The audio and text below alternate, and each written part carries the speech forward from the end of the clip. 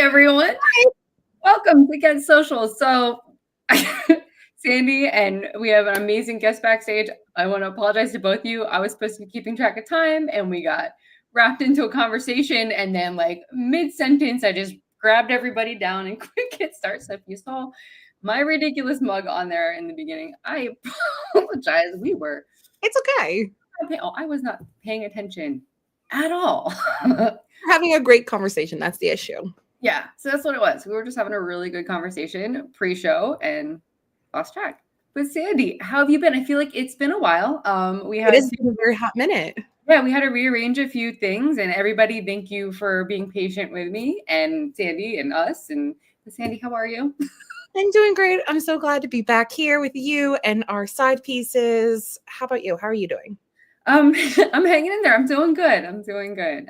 Yeah, there's a lot coming up for Get Haunted, and so we'll be kicking off a bunch of brand new fun and exciting shows with lots of topics, and we just figured why not bring ourselves back with something super exciting with an amazing guest. If anyone saw the little advertisements that we were doing, we have Brian Paone with us tonight. He has done an amazing, we're going to bring him on in a second here to talk about it. Just this amazing book, Walls Still Talk, Get Haunted's involved. It's so fun, so exciting. We had to have him on.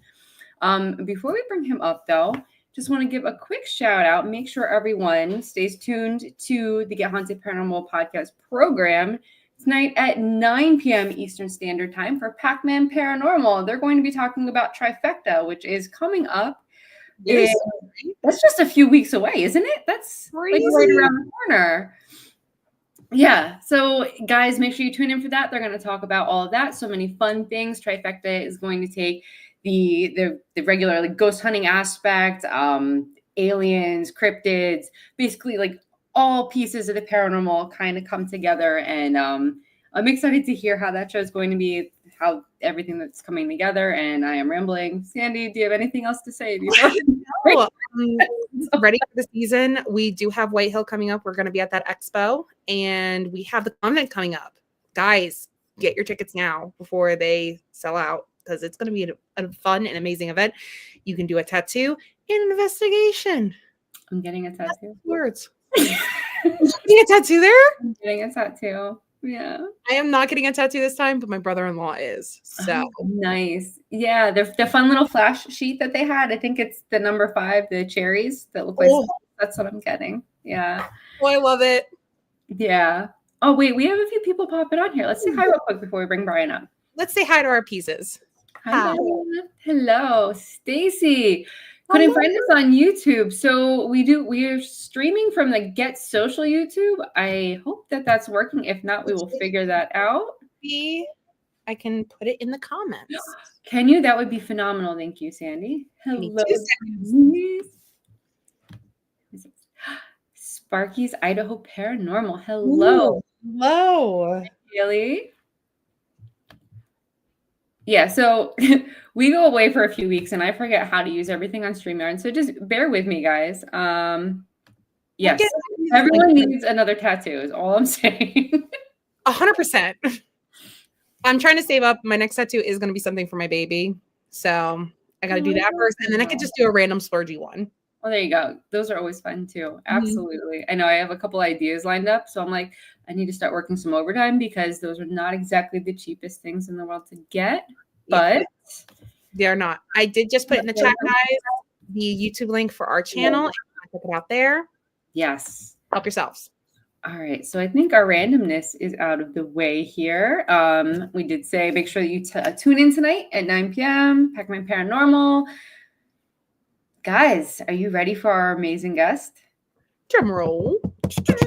Brian Paone! Woo! How are you, sir? Good. You caught me putting my shirt on. That was weird. Damn. So before we start, I think we should talk about what the most important thing that happened this week. So I always think it's important to like say, you know, these are some important things that happened this week. And I believe the most important thing that happened this week was Kaylee had a birthday. Kaylee, happy birthday! Where are you? I might be, yeah. So Happy birthday, Kaylee! Everybody, make sure you. Happy birthday. So I think so we're done. And thank you everyone for tuning in. And happy birthday, Kaylee. Bye. Oh, that's it. Bye. Perfect. Yeah, that was amazing. Thank you for bringing that up. Denise needs to stop talking. She just needs to stop typing words. Those words, I don't like those words when she puts them in a sentence. Those are terrible sentences. Say one word. Right, because you were going to be now I have some sort of family relation to these giggling children, which I don't like. How do you feel about spirit children, just in general? How do I feel about what? Spirit children? You gotta say that again. Spirit children in general. Like, how do you spirit feel about children. Oof, Jesus. I was hearing tacos and it was weird. How do I feel about them? Yeah. You know how like when we were kids, they would be like, something is to something, then something must be to question mark. Mm-hmm. Yeah. So Rob is to dolls as Brian is to spirit children. Oh, wow. Oh, so this is going to be interesting for you when you stay with them. Yeah, I'm actually terrified. I keep rethinking my life choices. It's almost like your kryptonite. Yeah, I am. And so yesterday I was telling you guys backstage about the convention. It was the Fright Reads halfway to Halloween convention, horror convention, and I have These Walls Still Talk, at up at the booth with a QR code to scan to buy tickets to the book release party, right? Trying to so, and we can talk about the book release party obviously in a bit, but people, one of their things I get asked the most is like, oh, well, how scary was it staying at MSP? How, how scared were you? Well, I couldn't have done that. And I realize now that my fear level for staying at Denise and Ernie's house is so much higher than any of the moments I was at MSP. Not that MSP isn't scary, but oh my, like I'm like terrified. And I was telling like these strangers, I'm like, I'm absolutely legitimately terrified. Like they've made me scared to be in that house because of freaking like I just, They just want to play. It's not a big deal. Yeah, and I love Denise writes this here, and I'm supposed to be. They told me they were sleeping in the murder room. Wait, are you going to be? You're going to be staying. And this entire conversation's happening. I guess so. That's what she told me they're putting me. I don't know. I think, is that not the same room that Rob had stayed in last time he was there? That's what he said, that they unplugged they unplugged some personal item of his, and he found it in the middle of the room. Rolled up the cord on him and everything. Yeah. Right. Yeah. Oh, you're gonna have so much fun, Brian. Yeah. Make sure you bring them a special gift. Maybe they won't be as mean to you.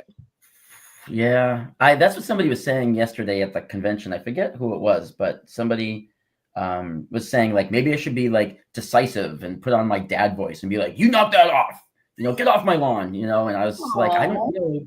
Yeah, but you don't want them to be scared of you though either. You want the experiences, right? Like I'm assuming it's this is also the man that we're talking about that had a Scooby-Doo moment with you at Mid-Orange.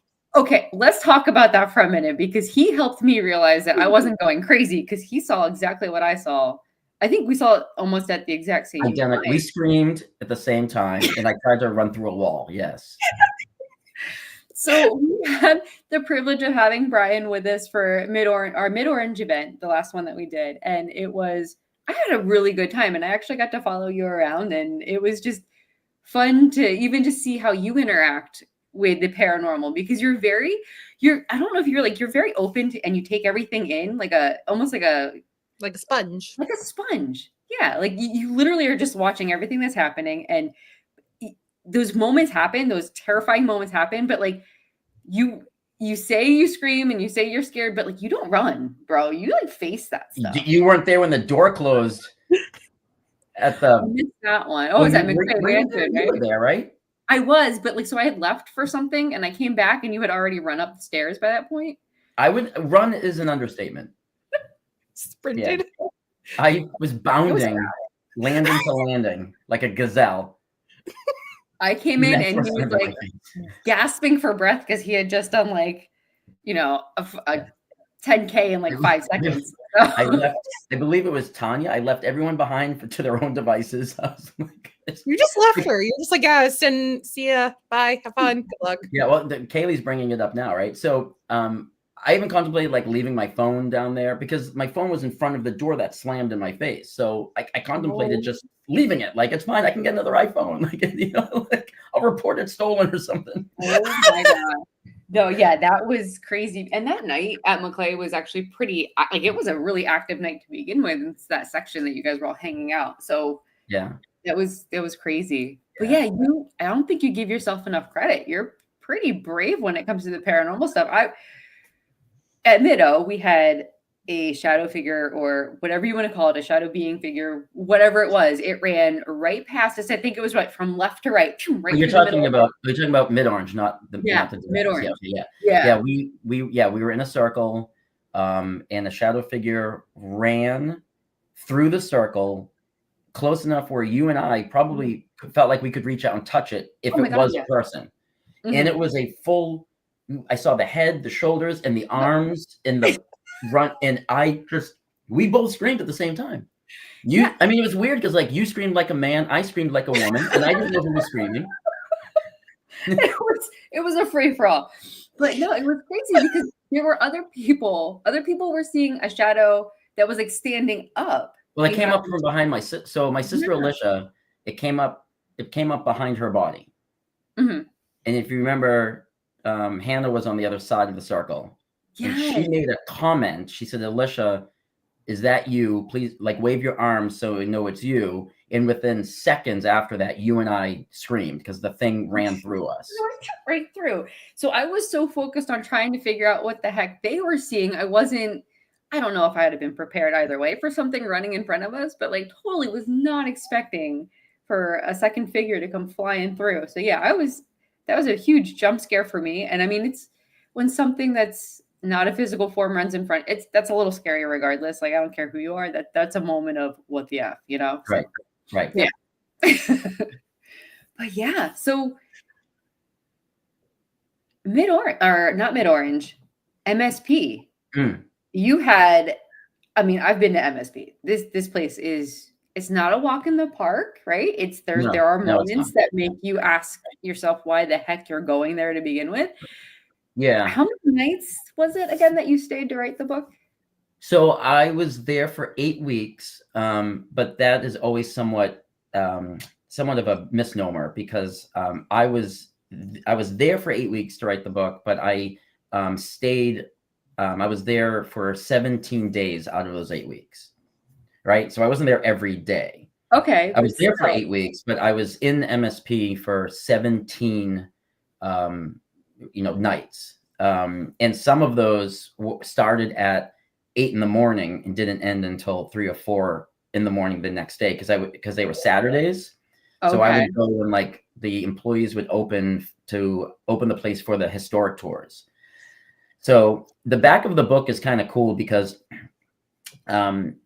so much stuff happened to me at MSP, right? So much stuff. And I think I saw Dano log on and say hello. So he's one of the tour guides there. And we had things happen to us together. And when things started happening, the very first thing that happened to me, from night one, I sat down on the bench in Housing Unit 1. There's like a blue, it used to be an old pew from the chapel that they saved. And they brought it into Housing Unit 1 for people to sit on. Okay. And I sat on that. And I opened my laptop and I had my Ghost Tube app next to me, right? And it was being quiet, it wasn't saying anything. And I started writing the book. And chapter 1, first paragraph, Hannah is not mentioned in the paragraph. It's like, it's arriving to MSP, so it's describing the outside of the building. It's not until the second paragraph of the novel where her name is, the main character is now named, right? Because Hannah's the main character. So it's the first time that the main character gets a name. When I typed the word Hannah for the very first time in the book, my fingers finished typing the word Hannah, I hit period, and my GhostTube app went Hannah.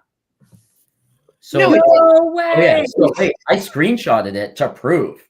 So the screenshot, you know how when you have the GhostTube up, it kind of comes up like, and it has like it goes into the log, right? There's like a log you can go into. So I screenshot the log, which shows the date and time to prove that it matched the date, like the time that I was writing that sentence. Right. So if anybody ever wanted to be like, bullshit, that's, that said it days. No, I was so freaked out that I texted her the screenshot. I was like, you're never going to believe what goes too bad. Just said your name. And it was right after I typed your name. And Hannah said, of all the times that she's ever used that app herself, and all the times she's been around people using that app, she's never heard her name come out of it. Why did it come out at the exact moment after I wrote her name? That's interesting. So I wrote it down. And I opened up a separate. I use a writing program called Scrivener, and it's with authors, right? It's designed for authors, right? How to write novels. Okay. And so I just wrote down at the top. I opened up a new little folder, and I wrote at the top, goes to app, said Hannah's name the first time I type it in the book, right? And then something else happened that night, so I added it to the list. And something else happened that night, I added it to the list. Well, I just realized, and I started writing everything paranormal or unexplained, because I don't want to say that everything is paranormal, right? If a broom falls in the corner, it might not be paranormal, but if it's weird enough because of the coincidental of timing, I wrote it. Not really knowing what I was going to do with this yet. Well, my editor and I discussed. So after I kept it, so now basically it turned into my diary. So I have a diary of the entire time I was there. So the diary is published at the end of the book. Oh, fiction, right? The book is completely fiction. It's a made up story. So when the book itself ends, you turn the page, and then you're getting my diary exactly how I wrote it, like not edited, not polished. It's basically you can hear the franticness in some of these entries, and then at the end of the entry, so the entry is by night, right? I can do night 1, night 2, night 3. And at the end, I put at the bottom the hours that I was there. So I kept almost like a time card of how many hours I was there. So a lot of the days I was there for there's one day that I was there for 22 hours writing, because I got there at 8 a.m. and they didn't close until 6 a.m. and I was there the whole time. So some of the times, some of the days I was there. So when I say I was only there for 17 nights, when you take into account that some of those days were 20 hours, 22 hours, 18 hours, that's at the end of the 17 actual writing days, it was hundreds of hours I was there, because I tallied at the end, almost like a wow. So yeah, I was there. So yeah, and I had my first doppelganger experience with Dano. Did you? Yeah, I honest to God, and I say this in my diary. I say that it's, if you were to make me write down on a piece of paper the things that I absolutely believe are true, down to the things where I kind of roll my eyes and be like, really? I just can't buy that. Doppelgangers are at the bottom. Like, there's a part of me that just I couldn't buy into that. I was like, it's got to be something else. Like, it's a hard thing to buy into. I get it. It's a hard thing to swallow. It's a hard thing to just blindly accept, right? Oh, and so I kind of didn't. It's not that I didn't believe the stories. I always just wondered that there was something else happening. There's got to be something, right? But yeah, me and Dano were down in the dungeon in your face cell, and we saw a doppelganger of a guest walk by the door, and that last cell ends in a dead end, and he disappeared. He wasn't into the hallway anymore, and that's the last cell in the hallway. We found the guest in another part of MSP, and we asked him if he had been down there, and he said no, he hadn't gone down to the dungeon yet. And we were like, we just saw you. Everything, his hat, his hair. I mean, he was clear as day. So I was like, what? So me and Dana were like, oh my God, right? And I'm like, I now legit saw one. So that went in the diary. It's just. I love that. So all your experiences ended up getting logged. What's that? So all your experiences ended up getting logged. So yeah. We actually get a firsthand, it's almost like a little glimpse into your experience of even writing the book then. Yeah, so you're going to read the book. Again, it's 100% fiction, right? It's not a nonfiction novel about MSP. It's not a journalistic, view of Get Haunted doing. It's literally a fiction novel, right? And then at the end, you're going to read my diary of everything that happened to me throughout the writing of that book, it's broken down by the days. So that's really cool. I like that. Yeah. So Denise just asked if I'm going to do that there. So I've set a standard. I think if we're going to do like clearly we have book 2 signed off on, right? So we know that there's a book 2 and we know the location. I don't want book 1 to have a bunch of stuff in it that the rest of the books don't. So I've set my own precedents, not knowing there's going to be further books. So I am going to keep a diary again of everything that happens to me at the Ditto House while I'm writing book 2. And the end of book 1 also ends. Now I gave Rob a copy of the book. Did you flip through the back? Did you see the photos in the back, Danny? I did. I got a chance to. Yeah, so I guess I have to do that again, right? So I'm going to have to take photos of people at the Ditto House of the characters that I use who are going to be in the book. Somehow I'm going to have to figure that out because I think that's kind of cool having a photo album. Oh, I love that. And you have some they're amazing shots of people too. Like they're really cool. Yeah, and a lot of them were just like I grabbed, like a tour guide, like who, the people who are in the book. I'd be like, I grabbed like Duncan. I'm like, quick, I need a photo with you. He's like, okay, stand here. I like click, and then that's the one that made the book. And they turned out really good. And it's not and Rob and Sarah's photos actually are. Yeah, like everybody just looks phenomenal. Speaking of Rob and Sarah, so they made it into your book, and I saw they snuck in backstage. So we're gonna bring them up. What the fuck? Where is she? There she is. Oh my! Rob, Sarah. Why are you looking like the Unabomber over there? What's going on? Listen, man, I'm just here incognito. Incognito.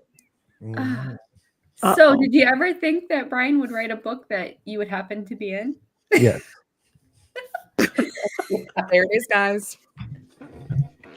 Of course. No, I think that, everything that Brian is doing, I think the concept and watching somebody who, he's a well-written author, he's well-established.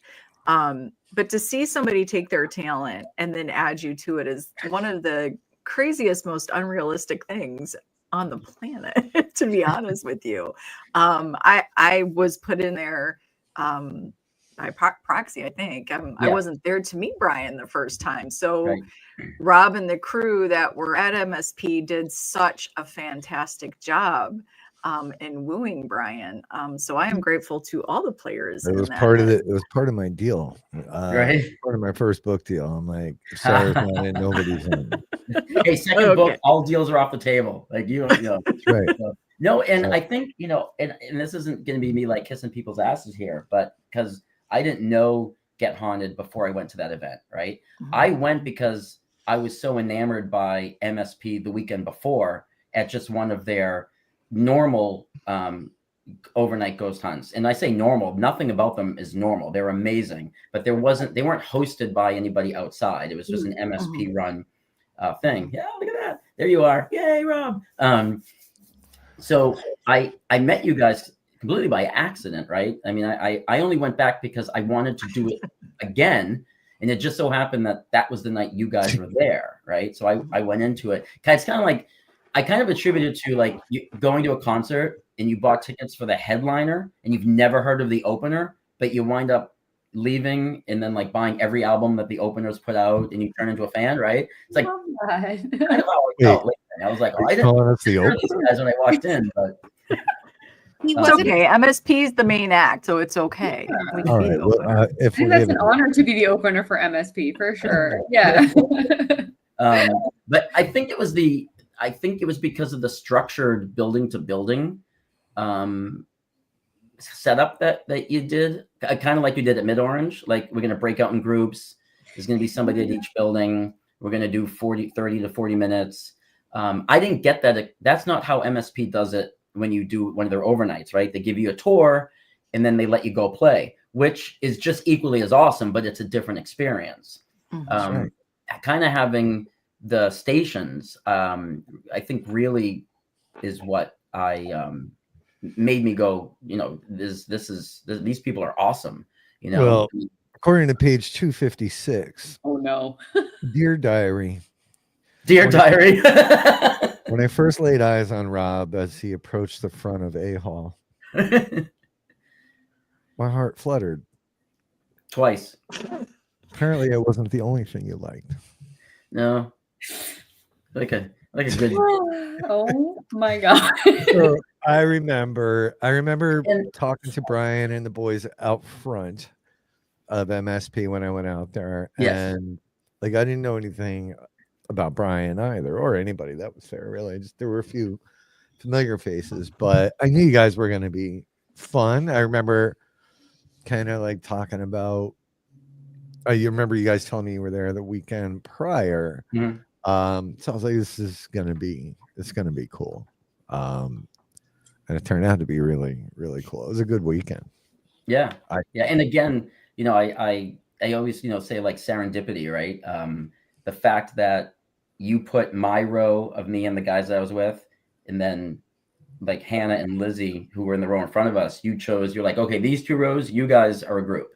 If that didn't happen, I don't even know where any of this would be. You know what I mean? Like, because it wasn't just like meeting you guys and then like getting the idea for the book, but it was also that like we got put with Hannah, and then I came up with the idea of using her as the main character and like kind of her personal story, using it inside the storyline, and everything would be so much different if it didn't work out the way it worked out. Yeah. The universe lined it up the way it needed to happen. Yeah. Yeah. It's also something we shoot for, or we aim for, to get people working together, not just us kind of helping you along the first half of the night, but we encourage and prefer, because we like to take a few minutes to chill once we kick off free roam. We want people working together, and you guys did it, so it was really cool, really cool. And I didn't meet Sarah until the soiree, which was after. And then your life was complete.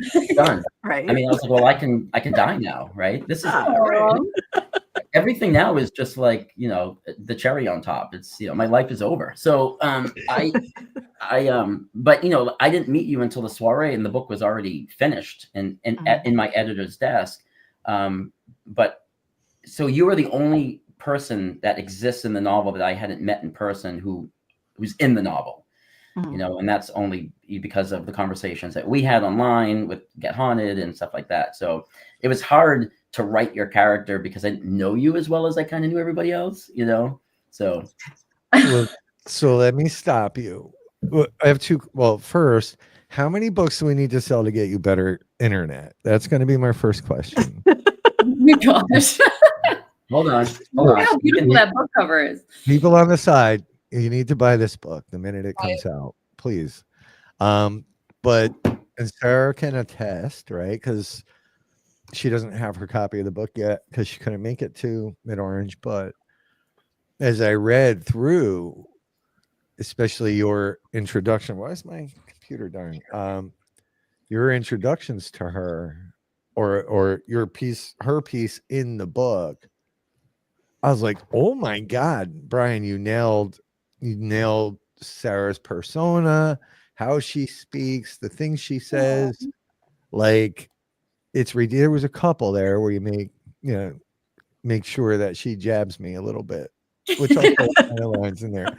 But no, like you really captured who Sarah is in words. So she'll tell you. I got a little choked up reading that first piece where you introduce us to the world. Yeah. Well, but Brian, you did do your work. You did do your work. We did sit down with you when we had Zoom meetings, and we did which, let me just tell you, Brian's like, you guys need to do your intro. And a couple of times, I think, Danny, we even said like, we need to videotape at an event, like one of our intros, right? Because it's all by the seat of our pants. If anybody knows me, like I don't prepare for shit, like nothing. Nada. So whatever comes out is what comes out. And I think the vibe is always the same to our intro, but you just, whatever we're feeling that day is sort of what comes out. But we ended up having to do an impromptu intro. Rob and I just like basically recording in front of no one, like doing an intro. How hard is that? It's not that easy. Although for me, I play off of Rob. So if he starts talking, That's all I need. Like I can go from there. But it is hard when you don't have those beautiful faces in front of you and their curiosity to inspire you to say the things that you truly mean. But I do think, you know, that's the piece. And I think there was a couple mannerisms you actually got down too, which was Oh yeah, the hand thing. Yeah, there was a lot. So I think because you know, I've been a cop for so many years, I just naturally memorize people's mannerisms because I'm always looking at body language. And I think that comes from being a patrolman on the street for so long. I need to read people. Like, are you going to fight? Are you going to run? Are we okay? So I'm always, so I notice, you know, when people are doing it. So when I go to write characters, I tend to borrow, if I'm writing completely fictional characters, I tend to borrow mannerisms of people I know. But with you guys, I was trying to keep everyone's mannerisms as they exist in real life, right? Because these are fictional versions of real people. So I was trying to make it so they were unique to you guys. Like, all right, so, you know, Trevor, like we love Trevor, but he's known for his stutter, right? I mean, so in the book, I had to have the Trevor character stutter. I mean, could you imagine not having the character stutter? It would feel, it wouldn't feel like, but it's not me making fun of him ever. We never make fun of him in the book, and it's not done in any sort of like, you know, jest. But if that's what sets him apart from another character, that's his speech pattern. Oh yeah. So he stutters in the book, you know? Yeah. So. And nobody does it better than Trevor, right? And he knows it. So yeah, I didn't see it, you know, as a knock at all. It is who Trevor is. And it's one of the things and one of the many reasons we love him. And I do love him most of the time. Trev, if you're watching. 85% of the time. Yeah, maybe 86, 87%. It's just everything I've read so far. And it's hard not to jump, right? Because I'm like trying to jump to different things, but it's really good. And thank you. Oh no, thank you. Thank you for letting me. Because I mean, I came to you and you very well could have said, no, this is my brand, and there's the door, pal. Don't let it hit you on the way out. Don't let the ghost from the manor slam it in your butt on the way out. And the mansion. But you didn't, and you were receptive. So I always feel like I should be thanking you because I don't ever expect those royalty checks are the best thank you ever. But I think, Brian, the beautiful thing, and I know some people won't see this, but I do think that a majority of the network exactly sees what just happened. And it is that connection of location.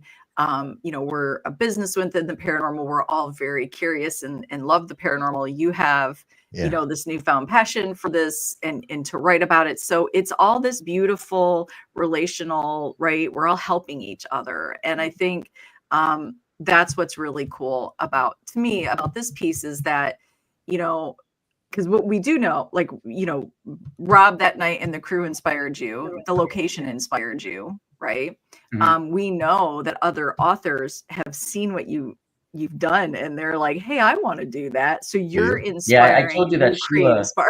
Yeah, I told you that Sheila was started to get phone calls from other authors, like all over the country after word got out, trying to be like, hey, so I'm like, she told me, she's like, I think she told Jenny, and then Jenny told me. I forget how it happened, but Sheila was like, yeah, I'm getting like the phone's ringing, and I'm getting like people are like, so I'm an author too, and what do I have to do to stay there free to write a book? And she's like, sorry. She's like, Brian's our one and done. Like, it's the first person we've ever let do it, and I guarantee you, I'm not letting anybody else do it. Like, this Brian got the one Willy Wonka golden ticket to write here. Go find your own place. That might inspire somebody to try a new way of writing, especially to share the paranormal. So I love the reality that you placed in the book, the actual location, people's actual experiences tied to your creative mind and a story. I just think the entirety of this thing shows that this is not a one person thing, right? Just like the paranormal really isn't about just one person. It's so much about our connection, the red thread. And to me, that's what I see through this project that you've that you've shared with us is just this red thread that has gone through, and it lifts everybody instead of just saying, oh, look what I did, you know. Right. Well, I appreciate that. Yeah. And like, I know that for book 2, you know, the good thing about these books, and I will never use the word sequel because it's not a sequel. That implies that you have to read part 1 to read part 2, right? These are all going to be 100% standalones, like the Hardy Boys or their Babysitters Club or Nancy Drew or, you know, Goosebumps. Like, it all has that name over it, the Goosebumps name, but you don't need to read the Goosebumps in order that he wrote them to understand the storyline, right? No. So with the Get Haunted Tales series, they're just gonna be numbered by like book 2, book 3. So I have to be very careful that if someone starts with the Ditto House book before the MSP book, that I don't write it where I assume they know something because they read the first one. So I almost have to like introduce and kind of go over things every time. But I do know that the characters can't reference something that happened in another book in case they are read out of order. Can't be like, hey, do you remember MSP when that happened? Ha ha ha. People read it like, right? So I'm going to change characters in and out. And I have made the decision, and I haven't said this to anybody yet but Kaylee. So I'm going to like reveal something we talked about in text. Sarah and Rob will always be at each, are always going to be the main characters from Get Haunted in each book. But I'm going to replace in and out the crew underneath. Oh, nice. So like in the MSP book, too. yeah. So in the I was MSP thinking book, about that too. it was Trevor's. It was Trevor's time, and that's only because I spent so much time with him there. Right, I met him there. It makes sense. But now that like I've done a bunch of stuff with Kaylee, and Kaylee's going to be at the Ditto House during the Trifecta weekend, so so it makes sense to make her now a character in book 2, like almost the Trevor character. Like she's going to be the one helping and the one running around getting shit done like Trevor does in the MSP book. And also Bill. Like I feel bad that Bill wasn't in the first one because he's kind of such a large part of Get Haunted, but I didn't know him. I didn't meet him there, and I didn't know who he was until after I had written the book. We understand. He understands. You don't have to. Yeah, so I live with a little bit of not guilt, because that implies something negative. I feel bad that I've met so many amazing people who are so important to the Get Haunted brand since I finished the MSP book. And I feel bad that I didn't have a place for them in the first book because I didn't know them. Right. So now I feel like, but now you owe us more books. You owe us more books. But listen, you know, if we're going to be together in perpetuity in text, just run these people past us, okay? Because they're just, I'm only joking. Sorry. So I think like Bill is like the mastermind. I love Bill. I mean, I commissioned him to build me that ghost bell, and he'd never built one before. And he was like, all right, I'm gonna take on this project. And his ghost bell is amazing. In fact, it was his ghost bell that rang before we saw the shadow figure go running through. If you remember, it was dinging upstairs. Yeah, so it works, right? Because cool about him. So unlike Sarah's, which is broken. I think because he's so good at like that, building the equipment and dealing with the equipment. I think I'm gonna use him as like a character that when like the equipment like shits the bed, like he's the pit crew, like he's running around like a chicken with his head cut off trying to fix stuff. But I have an idea to give you offline. I won't give it. He goes offline. Everybody's naked, right? This Just like help you like a nudist overnight ghost hunt. Yeah, this could help you with some plot lines. But anyway. Oh my gosh. Yeah, so thank you, Brian. We wanted to jump on and say thank you. And Sarah hasn't had enough airtime this week, so she was feeling she's feeling dejected. There will be a fight, guys. There's gonna be a fight. To be fair, we asked Rob and Sarah to pop on. Sarah had nothing to do with any more airtime. I really think he's addicted to the fighting, and I think he needs to have constant strife between mom and dad. Hey, Sarah. Hey, what? I think in book 2 you're gonna like knock him out. Well, he's gonna say that one thing, and you're gonna swing. A photo if you need it of her actually. Yeah, there's a photo. Yep. And if you were there, I would have had you arrest her, Brian, because it was an assault. And It well, I'd was. be like, out of my jurisdiction. It doesn't It was matter. so an accident though, right? It was supposed to be, you're supposed to pull the punch last second, and then Well, the reality is I do have witnesses. Danny was my witness. It was, I think Rob came towards my hand. Oh, oh my God. No, she went to feign a punch and forgot to feign, basically. But an I'm- amazing photo though. I'm a veteran. I'm technically a disabled veteran. So this lady beats up disabled veterans. Wow. And I And believe that Denise Pack has my back. Mhm. I believe that requires no jurisdiction. Like that is All right. what she Well, does. with that, let's let them get back to their amazing Yes. show with the amazing Brian Paone. Brian, thank you so much. I can't wait to honestly, see. I can't wait to see your face in MSP. Yes, it's going to be so amazing. Yeah. So I was planning on giving you like a super big hug at Mid Orange, and when you didn't go, you're just gonna have to deal with a double extra big hug at MSP. well, I don't really like hugging. I don't like touching, so it's fine. Wow. Everybody knows that I am the Yeah. biggest hugger out there. I was Brian gonna say, Paone is my Thank you, side. I Danielle. just punched you in the face, Brian. You're welcome. Wow. Now you'll arrest her. Hey Sparky, listen, I gotta do what I gotta do, bro. Right, Sparky's. I know he's being a baby. All right, guys, have a great rest of your Yeah, have show. fun. Brian, nice to see you. Mwah, and Thank you. we will talk to you guys later. Thanks for popping. Bye, in. Thank you for coming on. Bye. Bye guys. I'm out too. You know, someone's gotta run this business. Doesn't Leo run it? No. Yeah, Leo does. Farewell. All right. Well, There we- what? Oh, okay. There you There go. he goes. Bye. Oh my goodness. But yeah, so I heard Rob read a few pages of the book so far, and yeah, it's. you Does he did like really it? good. Now that he's not here, we can talk about Loves it. it. No, he does. He loves it. Did witness the tear rolling down as he was Oh, reading did he? it. Like Yes. while he was reading it by himself? Aw. Because I don't want to like paint him as like, something he's not, but I'll tell you, during Mid Orange, during one of the breaks while free roam was going on, we were kind of hanging out in the common area, and I was sitting next to him, and he was flipping through it, and he started to get like really emotional. So Yeah, I mean that's a big deal. I mean, you've definitely you've become family, like instantly became family. I know when I first met you, I think I first met you the soiree. at the soiree. Yeah, it was just talking to you felt like we all had known each other for forever, and just having you come to different events, and so it's just it was such an honor to have someone that we've cherished and had at our events, and just to have that honor of you wrote a book and we're in it. And No, I appreciate that. yeah, it's so sweet. Thank you. But oh my Yeah, goodness.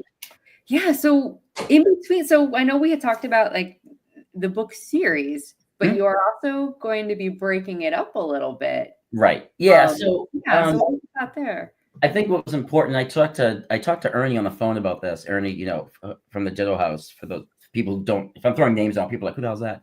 Because I know some of like my readers are on, and so Ernie and Denise are the ones who own the house that I'm writing book 2 in Kentucky. And me and Ernie were on the phone, and I said, I've been a published author now for it'll be 18 years in October, right? So Wow. it's a long time. It's 18 years, and I built my career on not writing the same genre and not writing the same thing over and over and over, right? So and I'm not taking anything away from people who do that, because that's amazing if you've built a career on honing in on a niche. Like that's just as important.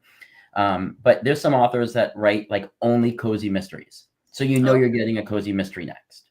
There's some authors that only write like dark fantasy, so you're getting a dark fantasy novel, right? Mhm. But I've built my career on writing all different genres, all different styles. And the last thing I wanted was to get locked in and turn into the guy who writes about ghost hunts gone wrong. So it's like, well, right. So it's like, well, he built his career on changing it up, but now this is all we're going to get from him.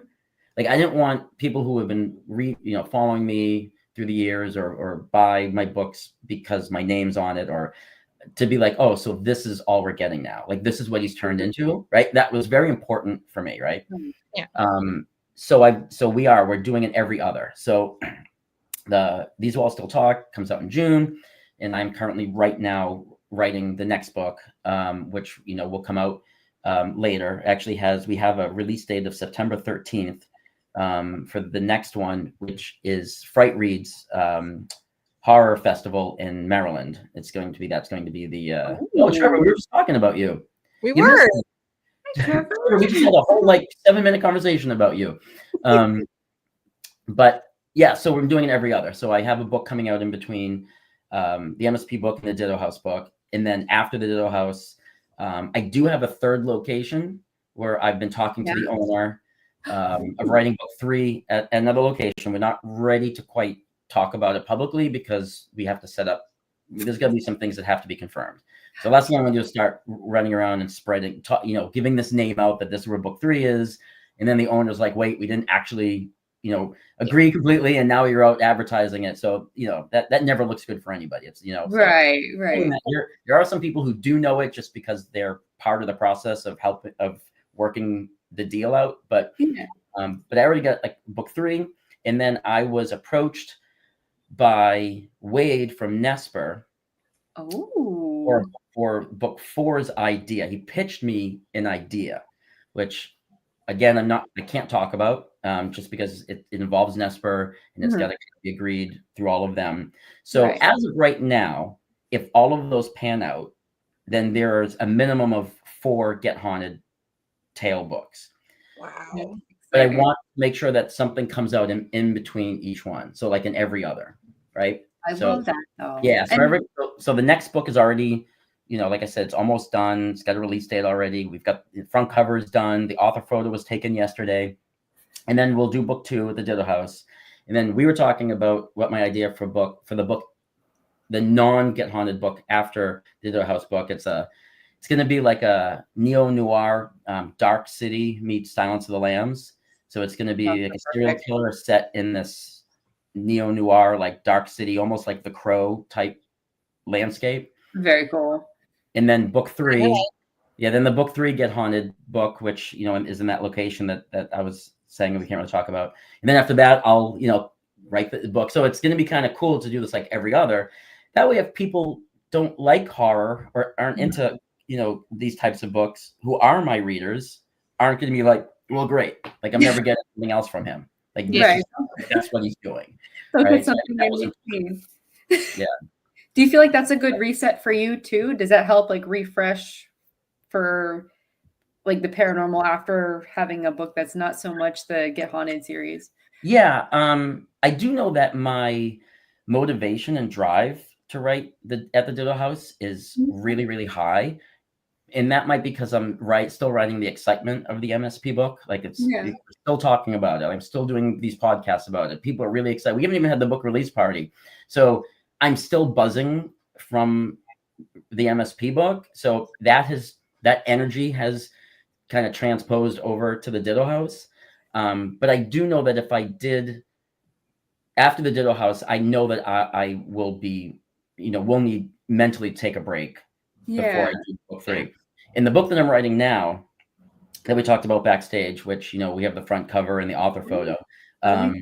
This kind of dropped. This was like an idea that came out of nowhere and felt like a good bridge between the 2 Get Haunted tales. So I love this. Can we bring this up? Yeah. So should we talk about it first real quick? Can I give you please do. Right. Please do. So if any of you know me, any of the people who watch this now, or they watch it after we do the rerun. Is rerun even, do we use the word reruns anymore? We're going to now. I like that word. So yes. Yeah. So after this gets uploaded to YouTube or whatever, and people find it, later. If people who know me know that, most of my personality in real life is just how ridiculous, what ridiculous things can I say at what moment, right? So I do not take myself seriously. I tend not to take anything that's happening around me seriously, even though I'm very passionate and I know that they're serious things. You've been around me, right? Everything's a joke. But all of my novels are either considered tragedies or like dark dramas, right? So there's always this struggle, and they're not, I don't tend to write light, funny, humorous things. So I'm writing a little bit of a backstory. There is a band out of DC. So you guys know I own a DeLorean, right? Yes, I found out. I was like, oh my gosh, you own a DeLorean? What? Yeah. So freaked out. So, it was great. Love it. I had a band from DC contact me through my website who wanted to rent the DeLorean because they wanted to use it in their music video. What? No And way. they are have you ever heard of nerdcore hip hop or something like that? There's like a term. No. So it's like rap bands, but they're like Weezer, right? They're like nerds, and they rap about like nerdy and geeky things. Like all their songs are about sci-fi, like Teenage Mutant Ninja Turtles, Back to the Future, Star Wars, science, dinosaurs. Like that's what they rap about, right? And it's done in a very kind of like nerdy way, and it's a whole like genre. Anyway, I fell in love with these guys. So they rented the car because their song is called "Pack for the Past," and they wanted to end it with them zipping away in a DeLorean because the song is about like going back to the 80s as an adult and playing with your old toys and doing that's what the song's about, right?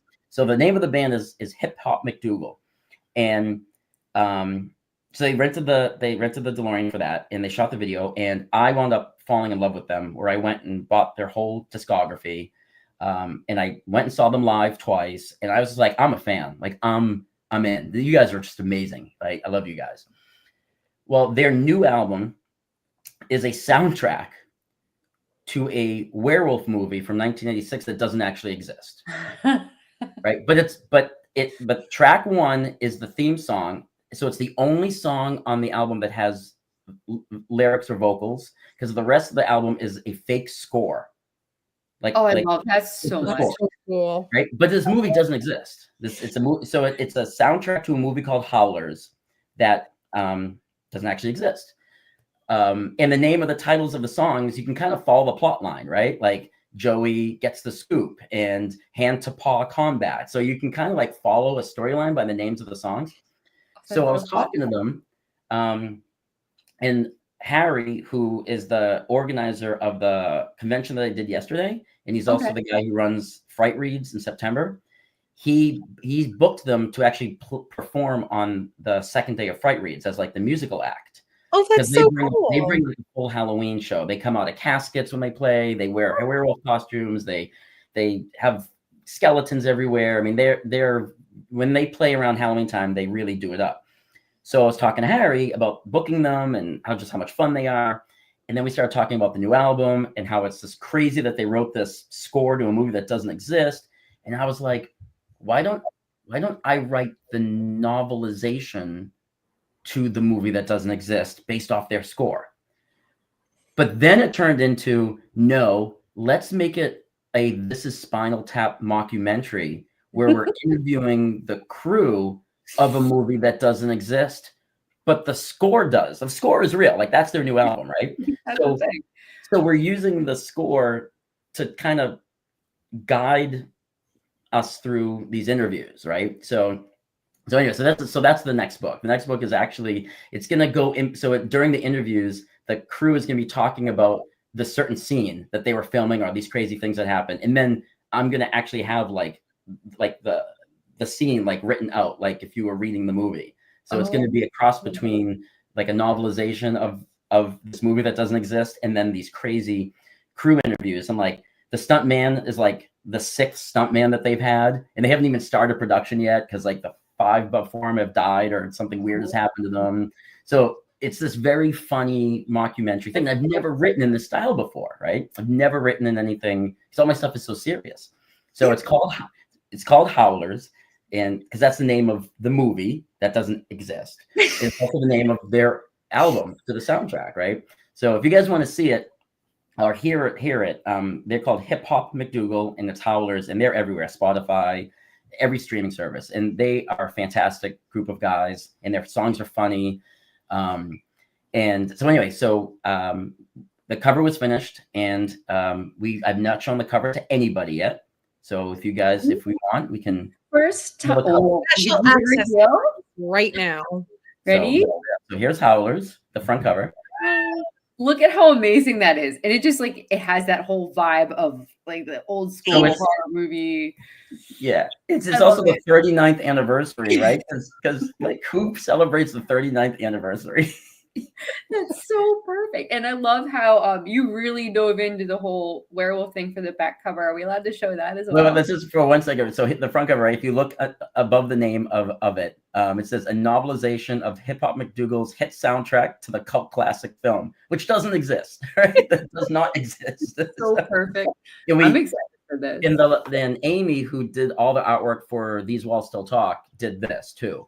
And she made it look like it's a book that's been like carried around in someone's back pocket, or like you can see all the creases. It's been like bent, right? This is I love it. You know, Like that's the intention of it, is to make it look like it's worn like that. I love that so in much. the back of all of my books is always an author photo of me, right? And it's always a new picture, and it's always taken while I'm writing that book. So so I look kind of like the way I did, because I have a beard sometimes, I don't have a beard sometimes, I have a shaved head sometimes, I grow my hair sometimes, or like it's always kind of like a snapshot of what I look like. So yesterday, my friend Marissa, who's also an author, she took my author photo for the back of this book. And this is the photo that we're going to use for the back of the book. And this is me. Yep, me in a werewolf costume. I love it. It is phenomenal. Yeah. That's So wild. so it's just fun. It's the most silliest thing I've ever been a part of. And, it's breaking up the seriousness of my other books. And, oh, we lost Danny. She'll be back in 2 seconds. Okay. It's like, where'd you go? So, yeah. So after this will be good. This kind of like shakes off the dust of the ghost hunting stuff. And then I can get serious again at the Ditto house with all those kids. Now, if Denise is watching, do the kids have names, or should I name them? Just don't know. Like Denise, they have names. Little Mikey, little Susie. Is that no? Would they like that if I? Or you could just say giving them names. The little kids, yeah. Denise is still here. Little Mikey, little Susie. Watch out for little Joey. Okay, so we are coming up on our hour here, but before we go, I want people to know how they can get a hold of your books, also release dates for These Walls Still Talk and for Howlers, since that's phenomenal too. The most important thing is the book release party, because we still have tickets available. Yes. At Missouri State Penitentiary, Get Haunted, an overnight ghost hunt, everything included in the price. All the tour guides will be there. And the cool thing is almost every single person who's in the book, who's a character in the book, is going to be there. So my sister is flying in because she's in the book. Hannah is driving down. Obviously, she's the main character. My buddy Heath, who's also a big character in the book, is flying in from California. So not only is Get Haunted going to be there, that are in the book, and not only is all the MSP tour guides going to be in there at the book release party, but I actually have all the main characters. Oh, Taylor, who's also a big part of the book. Taylor from Kansas City. She's driving in for it. So we're actually going to have not just the MSP staff and not just Get Haunted, but also the actual guests in the book are all going to be there. And Amy, who did the front cover, she's flying in from Texas for it. So how excited are you for this? That's a big deal. So we have some tickets left. They have been selling. I've been selling them at like conventions and festivals that because I have the QR code on my table. Oh, perfect. They can just like scan it and go. Yeah. Yeah. So last weekend I did Awesome Con in DC, and I sold 3 tickets to it at Awesome Con 2 weekends ago. Oh, phenomenal. Yeah. So pretty cool, right? People are like willing to buy plane tickets, get a hotel, buy a ticket to this. And so it's so cool. So it's an entire adventure. You can have you can make a whole trip out, entire trip out of this whole thing. Yeah, it's so cool. And we're gonna give you a bang for your buck, that's for sure. And I'll be there signing all the books and taking people around and showing them the different places where different parts happen and where certain things happened to me while I was writing. And that's so fun. You may or may not have a pretty cool scavenger hunt where there's gonna be a pretty cool prize. So nice. Oh, I'm excited. So good. So, okay, that's going to be the date for that. Wait, hold on. Did you June say it? 21st. June 21st for the book release, the signing, Yep. MSP, all of that amazingness. To get their hands on a copy of the book, if they can't make it to the signing, Yes. where can they get that? So the book on June 21st will be available in paperback, ebook, and audiobook Ooh. everywhere books are sold. So paperback, Barnes & Noble's, Books A Million, Walmart, Amazon, ebook, Oh, wow. literally everywhere. There's like Walmart. 1,000 sites. Yeah. I And, know the and stocking audiobook for people who listen will be Audible, iTunes, Spotify, Chirp, all the main Google Play. Yeah. So that's everywhere. Now, if you want to pre-order the book, you can pre-order the ebook right now through Amazon. Oh, So the day it comes out, it automatically downloads to your device. If you want to pre-order the paperback, you can go to brianpaone.com. It's just myname.com. And, just all my books are there. If you click on these while still talk, you're able to pre-order the book. If you're coming to MSP, there is an option to pre-order the book for MSP attendees, because what it does, I have my website programmed to take away the shipping. Okay. Because you're going to get it there, right? There's no reason for me to charge you to ship it. So make sure if you're coming at MSP and you're pre-ordering it to pick that option so you don't get charged the shipping. But if you're not coming to MSP, you can pre-order it right now, and then they will ship immediately. And I sign all the ones that get pre-ordered through my website. Oh, phenomenal. Yep. Yes, I'm headed over to his website. I know what I'm doing later, guys. So everyone, please go check out. It's brianpaone.com. Yep. Get those pre-ordered books, because that even pre-orders have to help in some form, right? Because then you know how much you need to send out right away. Yeah, and also too, if you order anything from me, all 11 of my novels are available on my website. I don't have to share the royalties with Amazon or Barnes & Noble's or Books A Million or Walmart, or they take a cut, right? So Yeah. I get full royalties on my website, and I sign every paperback that goes off my website. All right. I love All that. more reason right there to go right to brianpaone.com, get your pre-order, get your tickets for the MSP book signing, and hang out with Brian, the entire cast of the book, and just have an amazing evening. Thank you, Trevor. Thank you, Trevor. Is amazing. I love Trevor. I'm hiring Trevor as my secretary. Brian, Secretary. this has been, thank you so much for coming on and just sharing about the book and sharing the cover art for Howlers, and just thank you. This has been Thank you for having me. Seriously. Always a pleasure. I can't wait to see you guys again. Yes, I can't wait to get a hug from you. Oh yeah, I give good hugs. I'm usually a good big spoon too. Just put that out there.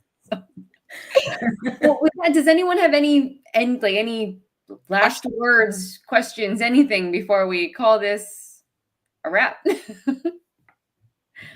that Wade? Where's Wade? Where's Wade?